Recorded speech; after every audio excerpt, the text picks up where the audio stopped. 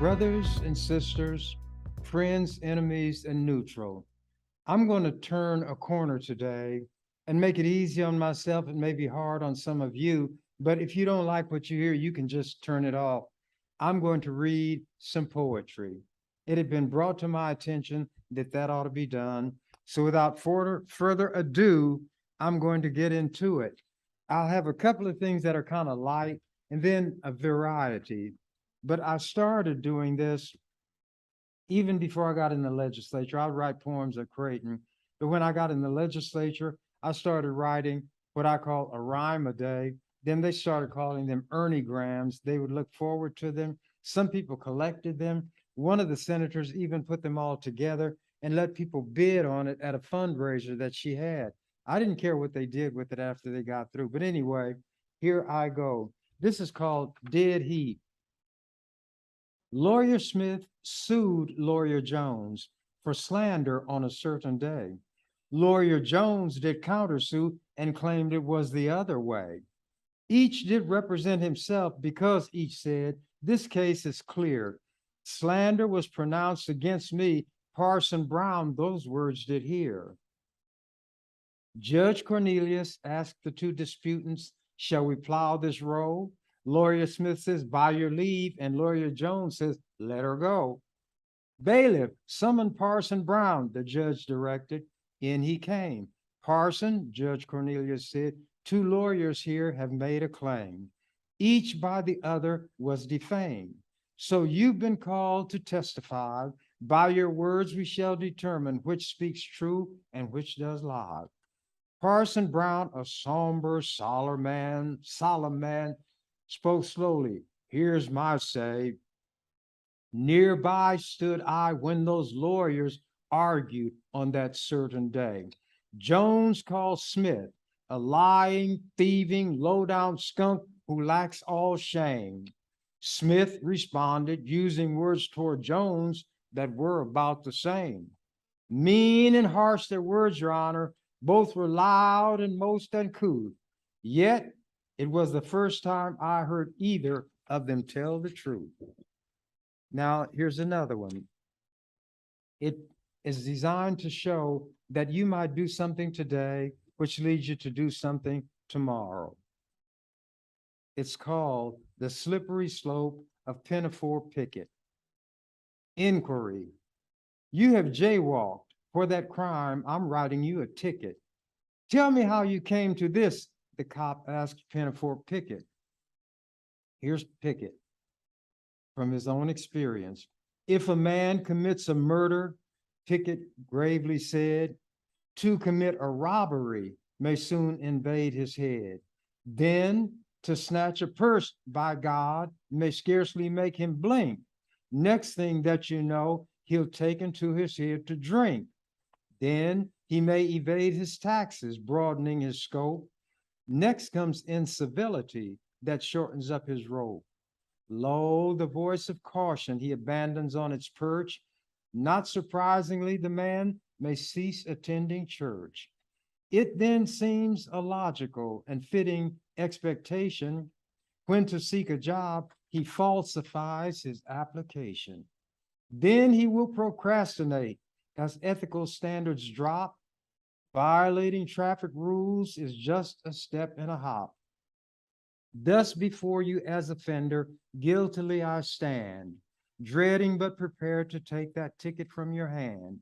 Many man, alas, can date their ruin and start in crime from some murder or other they thought little of at the time. Now this one is kind of long. It's a warning to people, and it's based on the notion of a play called, well, I'm not going to tell you, but this is Faustina's Futile Quest for Eternal Youth. And I may touch on that play as I go along. And since the senators were going to get it, I gave what I call a disclaimer. This was an older white female senator. She tried to wear little girl's clothes because she had a Latinx woman working for her. young, curvaceous, very black hair, made her makeup so that she could look like a model on the cover of a fashion magazine. Everything was perfect, not a hair out of place. And I guess this older senator thought that if she dressed a certain way and put on powder and whatever else, she could look like this young woman. Everybody thought it was shameful and silly what she did, but I thought that it was a perfect time to write a rhyme. But to make sure she didn't think I was writing about her. Disclaimer, right at the outset, let it be said, any resemblance to living or dead persons is purely coincidental. Truth delivered neat can be detrimental. Hence, many weavers of moral stories frequently resort to allegories. In order to circumvent accusations of gossip as well as insinuations about their true motives and laying bare the foibles of people everywhere. Rewrite the rewrite, rehearse the rehearsal until they create a work universal. Is how writers, artists, and playwrights and such produce things of art which uncannily touch emotions and minds, thus making one feel that what is perceived is not fiction, but real. Then here is a footnote from my colleagues to help them understand.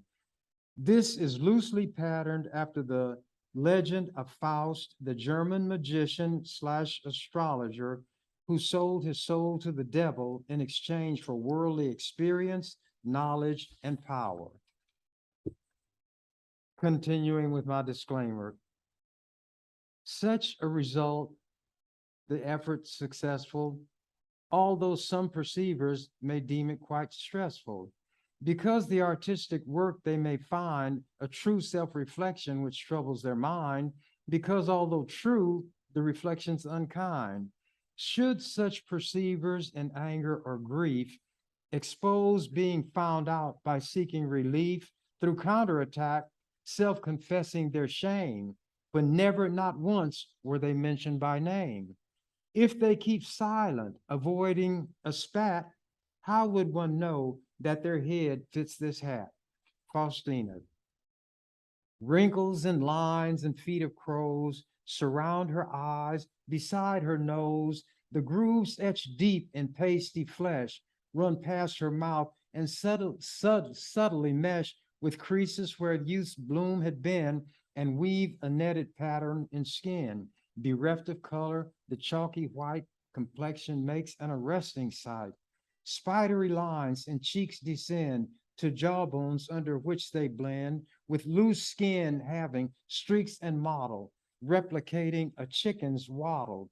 Watery eyes above which sag great puffy lids like fat in bags. At times, like sightless discs, they're still and pass along the spine a chill like that produced by eyes of shark, motionless, round, and flat and dark. Fleshy forehead, deeply lined and grooved, the years have not been kind. Hair, though once as dark as night, was flecked with gray and streaked with white. Flabby of body, though not fat, with hips wide, quite, and very flat. Shapeless legs of sausage hue, crisscrossed by veins like worms of blue. Part 3. Crushed by unforgiving truth, desperately grasping after youth, wearing sheer and patterned hose, young girls' coif and little girls' clothes, cute barrettes tucked in her hair seemed out of place positioned there, occasioning a smile or stare. Change of life, it seems, had found her, blinded to the truth around her. Although quite meticulous in dress, she looked ridiculous. Things appropriate for youth mocked elders dressed in them, forsooth. It seemed against her fortune raged, stealing attractiveness as she aged. Truth, like morning sun, did dawn upon her mind. She grew withdrawn, for from herself she could not run. Something drastic must be done. Faustina's agony. Late one night, when all alone, as lightning flashed and wind did moan, and like a restless spirit blown through branches skeletal of trees, down she fell onto her knees. From depth of anguish, soul cried, please, devil, angel, spirit, or witch, I have no preference as to which responds to aid me in my plight. O creatures who patrol the night, striking fear and sowing fright, seeking souls to save or steal, hear my plea and let me feel your presence straightway. Let my eye see form which will not terrify. I beg you, do not pass me by. As the words her heart did speak, the moaning wind became a shriek, which made her aging body weak. Trembling earth felt thunder's boom, like final judgment's clap of doom. A presence crept into her room. She thought she saw a shadow loom above her mirror, and a voice inside her head spoke, here a choice before you I am bound to lay. Decide you must before the day, whose shafts of deadly meddlesome light eradicate the cloak of night, which covers like a shroud the things I offer, peasants, lords, and kings. Know whom you have summoned here.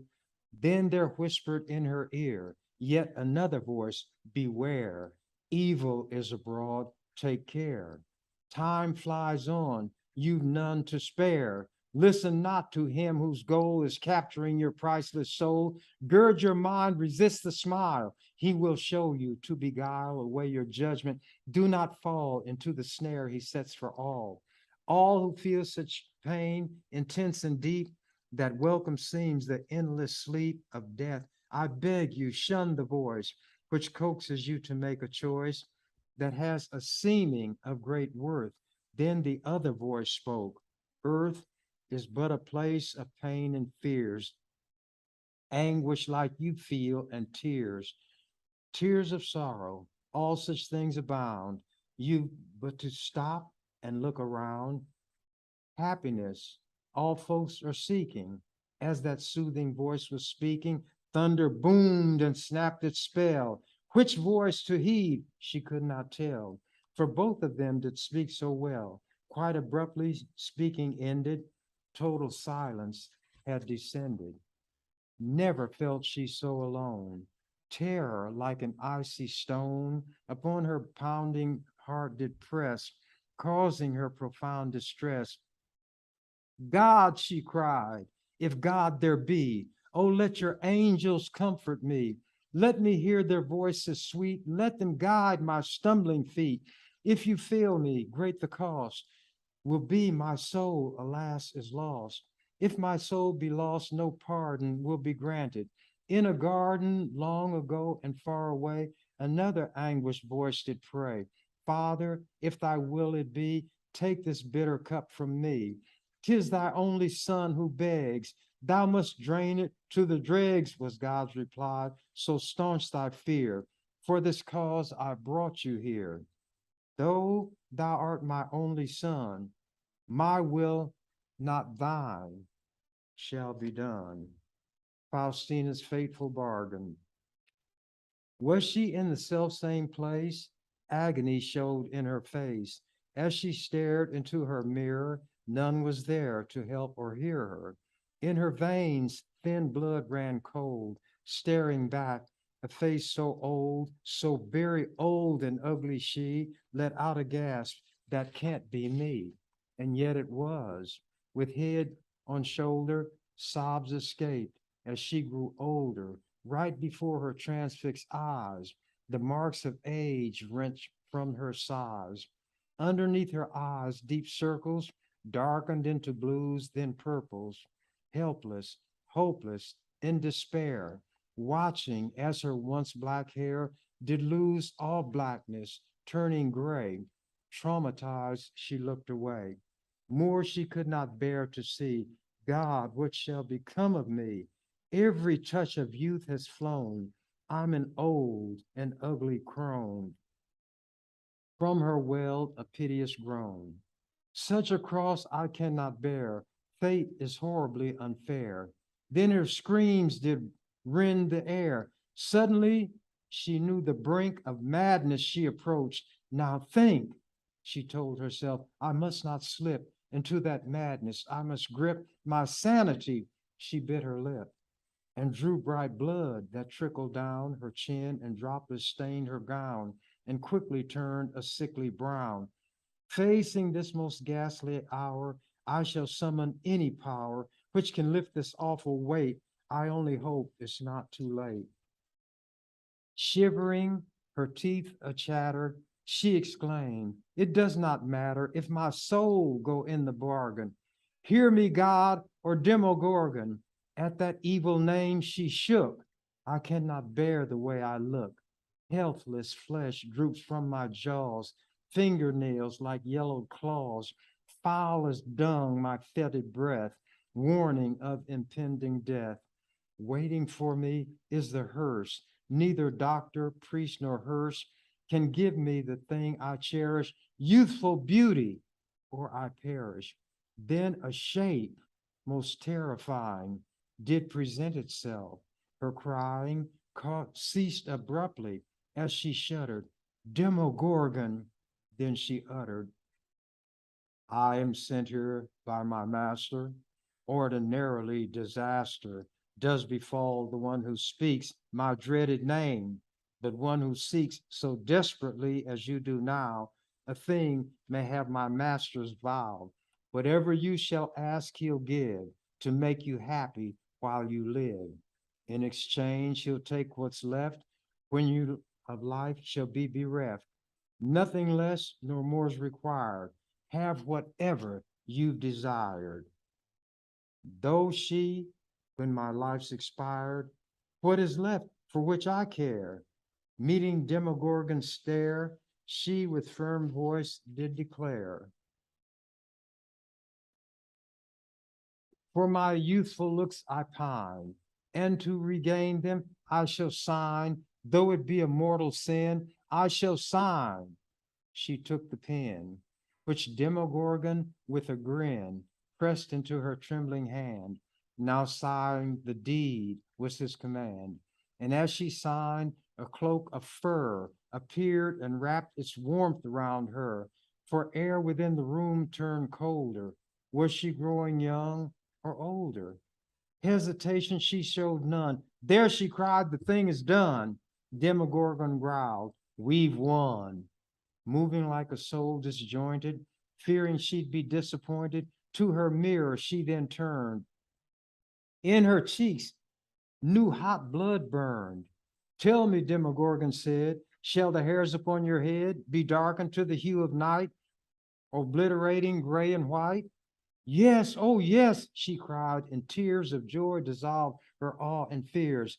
If salvation's gate has slammed and my immortal soul be damned because I've done a mortal sin, youthful, let me look again. Do I understand your request as you looked before? Youthful looks, is that the goal for which you signed away your soul? Quoth Demogorgon, be quite sure, for if you err, there is no cure. Once your lips have shaped the sound, by those words you shall be bound.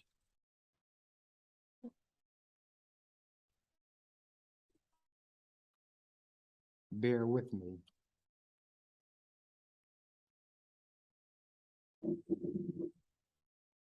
By those words you shall be bound. Yes, now ask no more of me. Youth's sweet bloom I yearn to see. Throughout my face and on my cheek, give it even as I speak. Unintelligible words he chanted, then, quote, as promised, you are granted. What your desperate heart desires, suddenly multicolored fires engulfed the monstrous apparition, sweeping him laughing to perdition. Truth and consequences. So excited she became, for in the mirror was the same black hair which crowned her head in youth. Demogorgon told the truth. Age, old age, has lost its hold. I am young and no more old. How her heart raced at the thought of youthfulness her soul had bought. Then suddenly her breath was caught. A sharp pain pierced her chest. She gasped, and with both arms her chest she clasped. She stumbled to the floor and grasped a chair which toppled with a clatter. What, she gasped, can be the matter? Can it be that I am dying? Was Demogorgon lying? Did he not old age reverse? Has he put on me a curse? Is my frail health growing worse? For this turn, am I to blame by speaking Demogorgon's name? Demogorgon, where art thou? Show yourself to me right now. Tear up that unholy deed you've reneged, so I am freed from my agreement with your master. Faster raced her heart, much faster than it ever had before.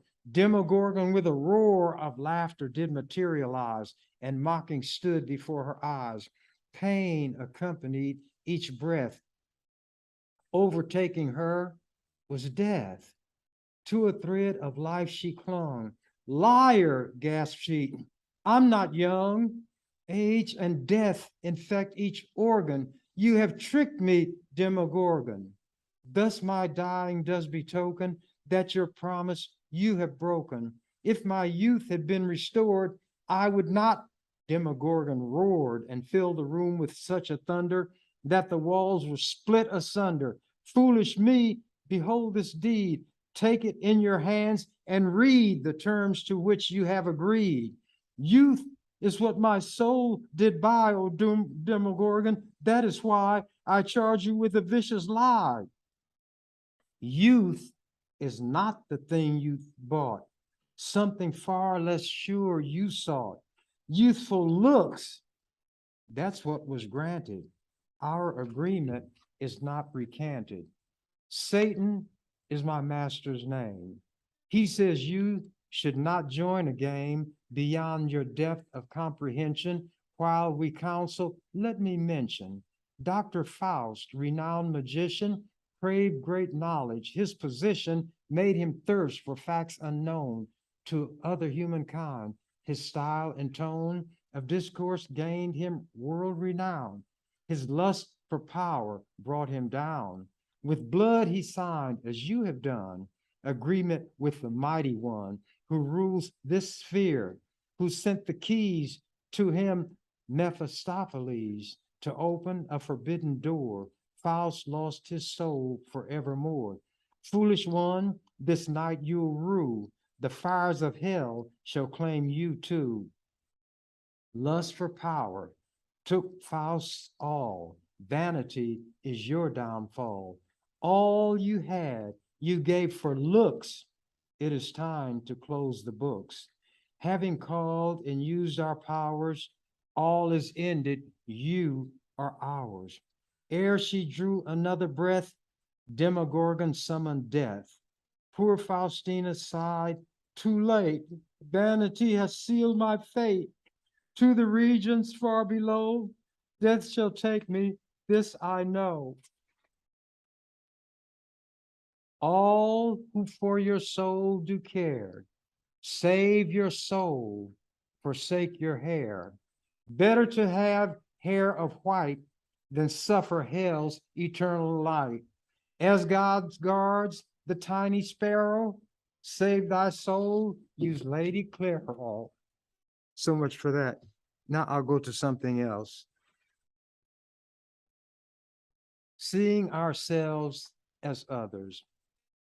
Down in the mines, they had labored all day. At day's end, to surface they came.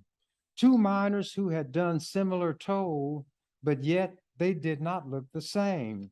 One's face was clean as the new baby's rump, the other's was coated with dust. Clean face went straight to the washroom to wash. To make his face clean, wash I must.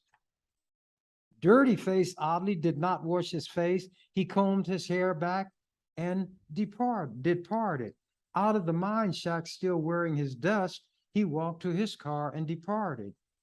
What caused dirty face man not to wash while clean face applied water and soap?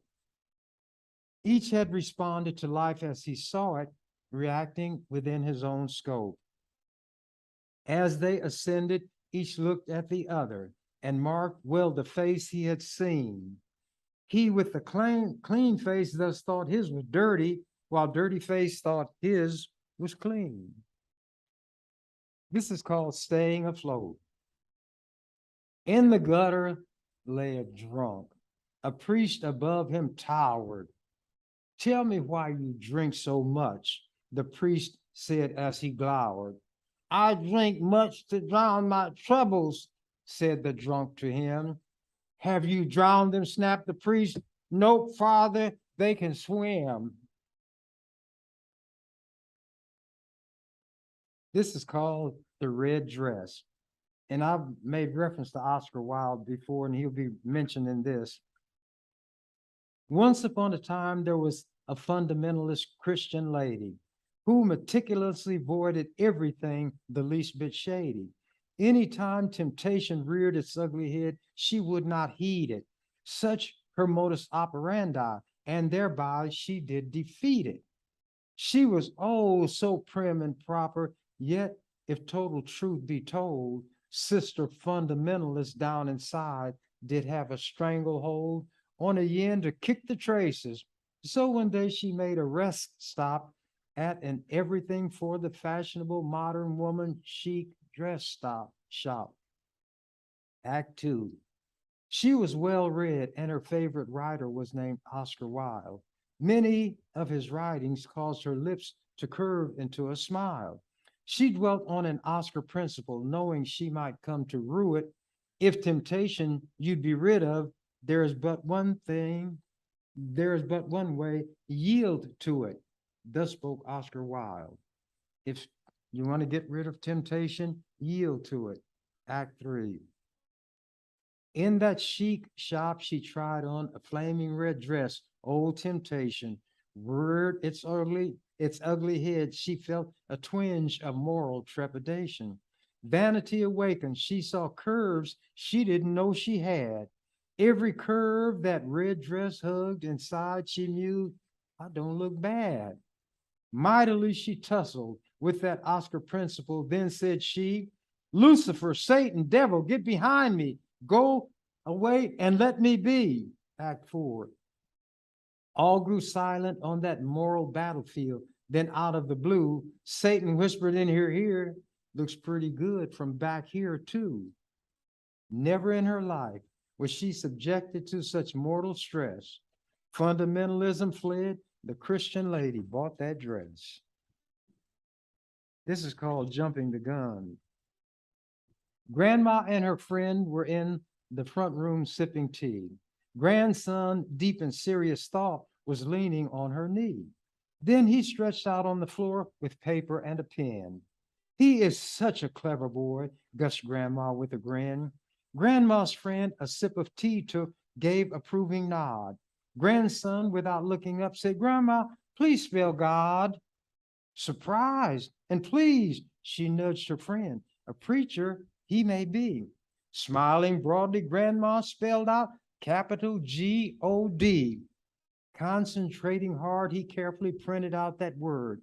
Grandma, prior to this time, had never ever heard grandson mention God. She chirped, let's have us some vanilla. Goody, goody, grandson cried, but Grandma first spelled Zilla.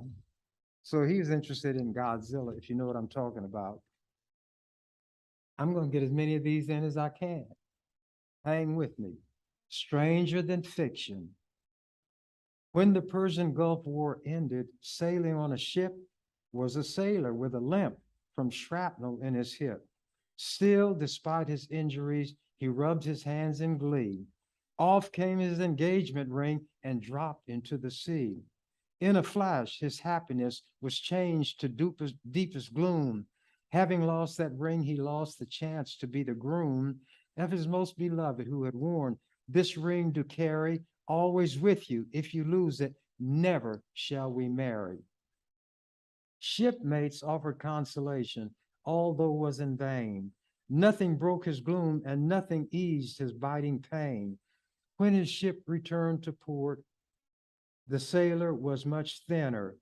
First thing off the ship, he had a mournful, lonely dinner. Sometimes strange things happen, and all logic they defy. Nothing can account for them, in mystery they lie. As he munched his fish, His teeth bit something hard as stone. Could it be the lost ring found? Of course not, just a bone. The prayer, in parentheses, you asked for it. Lord, the fervent Christian prayed, please be my sister and my brother. By the way, while you are at it, be my father and my mother. Late that night, her prayer was answered, and her blood was thinned and chilled. Mother, father, sister, brother, in a plane crash, all were killed. Lord, I knew not what I asked for.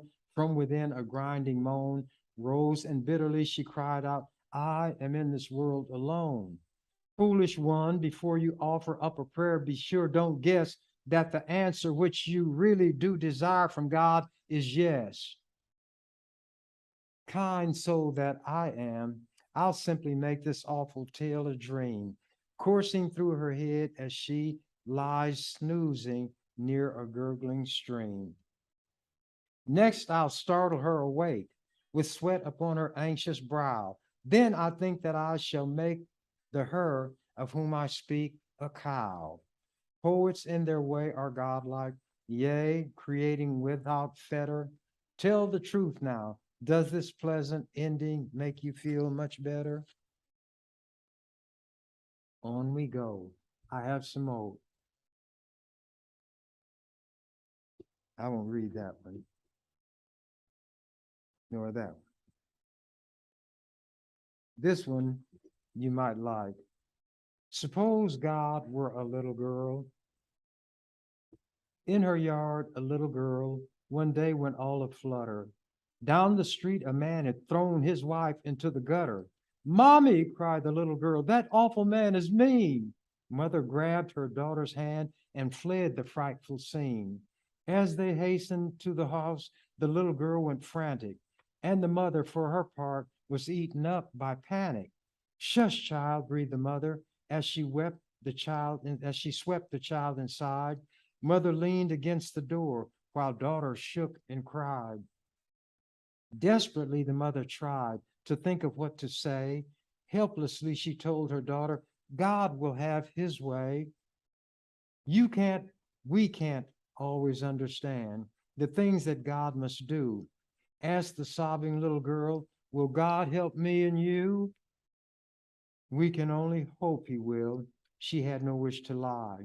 Well, God didn't help that lady. Mommy, tell me why. I don't know the answer, sighed the mother. I just don't. He'll be there to help us, though. No, the child cried. No, he won't. Then the child surprised her mother. Did God make that man? God made everything, the mother said, for that's his plan. Quietly went the little girl, and then she shook her head. Maybe God didn't make him, but I wouldn't have, she said.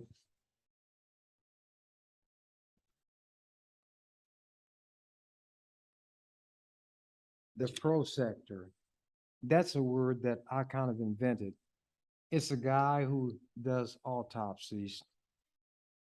Reflection on an autopsy table. Suddenly, brilliantly, light pierced his mind. Not waves or beams, but the brain jolting kind. Not just a corpse was the mound on the gurney, nor the mere shell, of a stilled tongue attorney. Frigid tiled walls and a hard floor to match, sink and floor drains, bloody fluids to catch, saws, knives, huge sutures, a headrest of stone, implements eager to bite flesh and bone, cold, silent ambience holding its breath.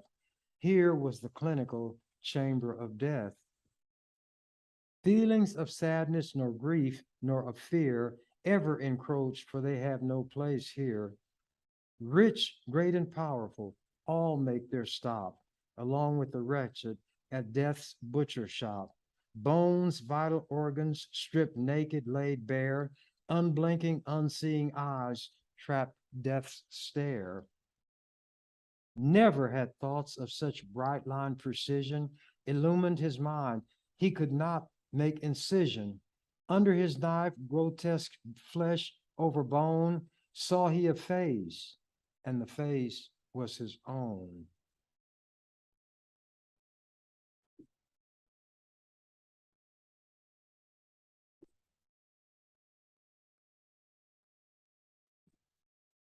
Going on.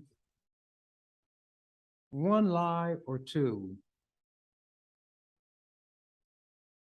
May one who lied be justified, or shall one never tell a lie ever? Fierce king and the blind man's bluff. The game is blind man's buff. Buff is short for buffet, which means a hit. When you put on a blindfold and whoever you hit is it. But this is blind man's bluff. I can see, O king, I can see. Blind was I born, but thou hast cured me. Darkened my eyes were until this bright day, when thy royal presence chased darkness away. Startled, the king, astride his great steed, stroked his beard, saying, speak more of this deed. For never had thought taken root in my mind that I might bring sight to a person born blind. For never had thought taken root in my mind. The king was tyrannical, fierce, fearsome, vain, feeling no qualm when administering pain. Kindness was weakness in his lexicon, weakness as ever eschewed by the strong. Marked by ferocity even in youth, he felt entitled as king to the truth. Liars he broke not, had torn out their tongues, and had molten metal poured into their lungs. Soldiers and swordsmen surrounding the king were ordered to let the man pass through their ring. Scowling with arms crossed upon his broad chest, the king to the man growled, thy claim shall I test. One who dares lies to the king is unwise. He who would dare to deceive the king dies. O great king, the cowering man said, if I lie, swordsman may cut off my head. The king eyed him darkly, you're in my corral. 'Tis not they may cut, but rather they shall. Heed well this test, and thy words best be true. Tell me my robe's color. The man answered blue. Off with his head, snapped the king. Oh, off with his head, snapped the fierce king. Scant worth there be to his words. Had he been blind from birth, no color ever was seen by his eyes. How knows he blue? This deceitful cur lies. Swordsmen and soldiers exchanged knowing grins. Lying their king deemed the worst of all sins. No other wrong roiled his royal wrath so. That one dare lie to him, God forbid, no. Swift be my justice, now savor a sample. Losing thy lying head lays an example. Let all who learn thy fate tremble and heed it. I'll have thy head, for no more dost thou need it. Stunned, the man sank to the ground on his knees. Terror squeezed tears from his eyes. He bid, please. Hands clasped in prayer mode, in fear did he squirm. Mighty king, please, pity take on this worm. Kneeling before thee, this poor humble man foolishly plied what he thought a grand plan, designed to bestow on a great king his due. Honor and glory I sought to bring you. The king raised his hand. Swordsman, stay thy advance. Harm not this worm. I shall grant him the chance to make explanation of why he dared lie, while knowing if found out, he surely would die. Then to the man on his knees barked the king, open thy mouth now and like a bird sing. Sing and sing sweetly, or be dispatched hence. Take care, commit not a second offense. Verily close trod the man to the line, twixt daring and foolhardiness. He must divine just how much tolerance the king would extend before casting judgment, his small life to end. He, though, had ventured too far down the track, he could not hesitate, neither turn back. He must forge forward, naught else could he choose. The die had been cast, he had everything to lose. Careless words spoken engendered this strife. Could words well spoken now rescue his life? Right words had power, his small life to save. Wrong words assured he would fill a fool's grave. Smelling death's foul breath, in terror he trembled. O mighty King, I confess I dissembled. When I beheld thee, as sure as I live, what, wondered I, can this humble man give or offer as gift to so mighty a king? No thing I own, mighty King, not one thing, except what may spring from boldness and wit. So quickly but deeply did I ponder it. Lo, this occurred to me, honor would shower over thy person if great healing power flowed from thee, great King, beneficent and kind, opening the eyes of a poor man born blind. Being called kind, made the king chafe with coldness. Still he was taken by wit and the boldness exemplified by this poor man who had hope that he might survive. The king gave him more rope. If my contrivance seemed to be bad, no, mighty King, I gave all that I had, though it be less than a jot or a tittle. To me it was all, though to thee it seemed little. Yes, mighty King, of a truth I did lie, for thy greater glory, O King, that is why. Nothing sought I, sire, to benefit me. Fool if I be, sire, 'twas only for thee. So said the blind man, then left off speaking. Life, precious life, was the prize he was seeking. Mind numbed by terror, with bowed head he waited, eyes tightly closed, limbs a tremble, breath bated. Had the man cleverly played the king's vanity, or had he dangled from the height of insanity? If he'd misstepped, he would pay greatest price, through flesh and bone with the swordsman's steel slice. Pensive the king was, and all those around watched him regarding the worm on the ground. There cringed a man who himself called a worm, such a dehumanizing, self-loathing turn. Marveled the fierce king, this poor man alone, surrounded by death's men, waxed steady as stone, and valiantly struggled in order to live. Clemency, wondered the king, should he give? Threatening thunderclouds, cloaking his brow, lifted and scattered. The king did allow hard lines etched deeply, so slightly to soften something the fierce king did not indulge often. Ordered the king, to thy feet, humble man, though not I know of thy kith, kin, or clan, sweeter thy song be than all singing birds, well-meaning motive I glean from thy words. Swordsman, command he, learn what is real. Here stands a man, not a worm, sheath thy steel. All stared amazed, for of iron was their king. None witnessed ever before such a thing. Abruptly the king urged his mighty steed on, summoned his retinue, we must be gone. That day, that one day, a poor man did sing, a song whose words melted a fierce, iron-souled king. Shakespeare a moral wrote, cogent and witty. No beast so fierce, but knows some touch of pity. That was from King Richard III, Act 1, Scene 2, line 71. If you stuck it out to the end, go back and read now the query again. Put on your thinking cap, analyze well. How many lies did the poor blind man tell? That was that, and that ends my time. So I say, as the canary did when he found that the cage door was ajar, I'm out of here.